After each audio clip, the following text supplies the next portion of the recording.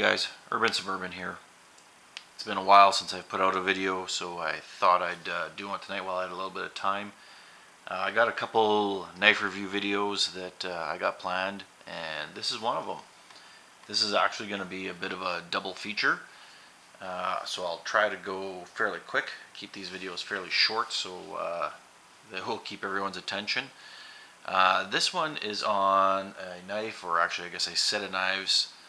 I've had the one for over a year already now, probably close to 2 years actually, and the second one I've only had for about a month now. And of course I got the second one because I loved the first one so much. So this is the first one I had, and as you can see, most of you guys will guess, this is the CRKT Ripple, the first version.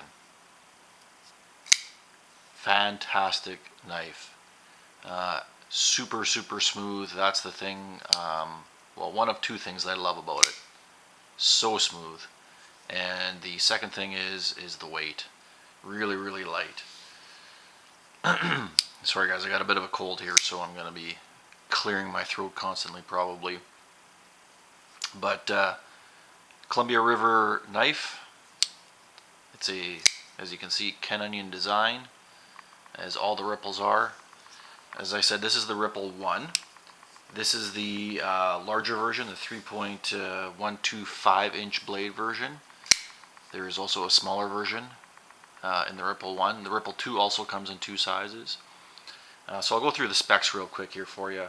The Ripple 1, as I said, is a 3.125 inch blade length, overall 7.5 inches. The blade material is an 8CR14 MOV. I have a lot of my pocket knives are 8CR13. I have a lot of experience with that. I like that blade steel. It's a, I guess, a budget Chinese stainless steel. The 8CR14 is actually, I would say, considered a step up. A little bit harder steel. I believe the Rockwell on this is 58 to 59, so it's a fairly hard steel. I have not resharpened this. Like I said, I've had this for almost 2 years. I haven't had to resharpen it. It is super sharp, and it's held its edge really well. What makes this knife so light? The handle scales here are aluminum on the Ripple 1, at least on this one. There's a few variations on the Ripple 1. Like I said, there's two sizes, this one being the bigger one, the other one being a under 3-inch blade. You can also get partial serrations. I think different color handles. I'm not 100% sure on the Ripple 1. But anyway, this one, as you can see, manual open and close, flipper design. There are no thumb studs on this. But I believe this one has the IKBS bearing system of CRKTs, which is why it's so smooth. Aluminum handles, like I said. This one is a frame lock, or sorry, this is a liner lock, the Ripple 1. One position pocket clip. I mean, you gotta like tip down right hand carry or you're out of luck. You just don't use a clip. Lanyard hole there, good size lanyard hole. You can see there is a backspacer on here, which I'm not 100% sure, but to me it feels like it's a like an FRN or something like that, to keep the weight down. But this would be considered by most people to be a quote-unquote gentleman's EDC blade, because I mean, look how thin that is. Just ridiculously thin, light. Oh, I didn't even mention the weight on this. 2.5 ounces, so unbelievably light. So yeah, I wear this when I'm wearing dress pants, a suit, sometimes khakis. I wouldn't consider this a hard use knife. Would it be capable of that? Yeah, maybe. But because it's so light, and so thin, I wear it when I got some dress pants or lighter pants on, and you don't even notice it. And yet you still have an over 3-inch blade, so it's very capable. Hollow grind, drop point, just an all-around fantastic blade. And because I like that one so much, I went ahead and ordered myself this. This is the CRKT Ripple 2. And like its older brother, there's a few variations of this. This one happens to be the smaller blade version. This is the 2.75 inch, which this also comes in. So as you can see, I'll hold them up together here. One's 3.125 blade, and the number 2 here is a 2.75, and they both come in vice versa sizes. As well, this will come in a partial serrated blade if you wish. As I think I've made clear before, I'm a plain edge type of guy. But anyway, I love this one so much I had to get this because I found it on a really, really good deal. Differences between the two. Well, let's start with similarities. Both have the IKBS bearing system, so again, this one is just wicked smooth, wicked fast. You can see the handle pattern, very, very similar. Not identical, but very similar. Similar lanyard hole, basically identical pocket clip, just this is a smaller one because the whole thing's smaller. One position again. Pretty much same dimensions for thickness. This may be a little thinner, and that's because it's a frame lock, where the Ripple 2 is a frame lock instead of the liner lock. This one is also a flow-through design, as you can see there. It's just got some stainless standoffs. This is all stainless steel construction. These are stainless steel 420 handle liners, or handles, slabs I guess, done with a bronze, I think it's a bronze nitride coating of some sort. Basically like an anodization to make it look bronze. I think it looks pretty sharp. Again, this would fall in your gentleman's EDC category, so it does come in a black handle similar to this, but I thought I'd class it up a little bit, get the bronze. You can see the blade shapes slightly different, if I can get a good view there. This is a very mild drop point, a lot of belly in here, whereas this is almost, to me, almost more of a sheep's foot. You got a lot more drop towards the tip here, and but some nice belly up through here. Hollow grind again, high hollow grind. Some differences on the flipper.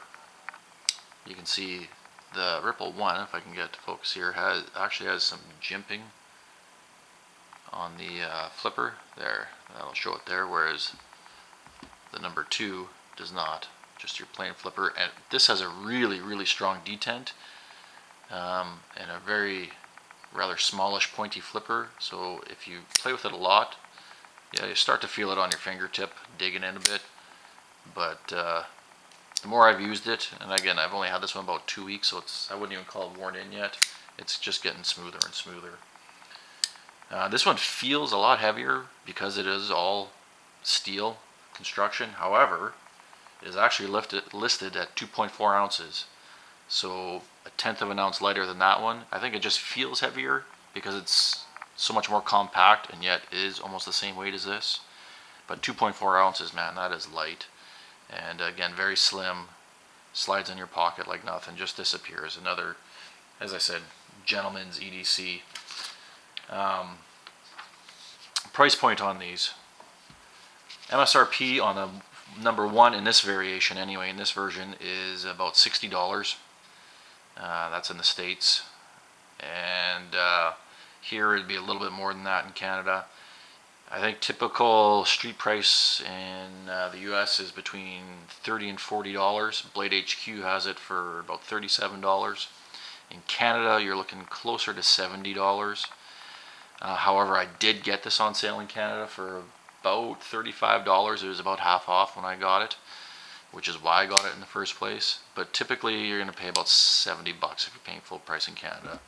The Ripple 2, oh, I didn't mention, different blade steel actually on this.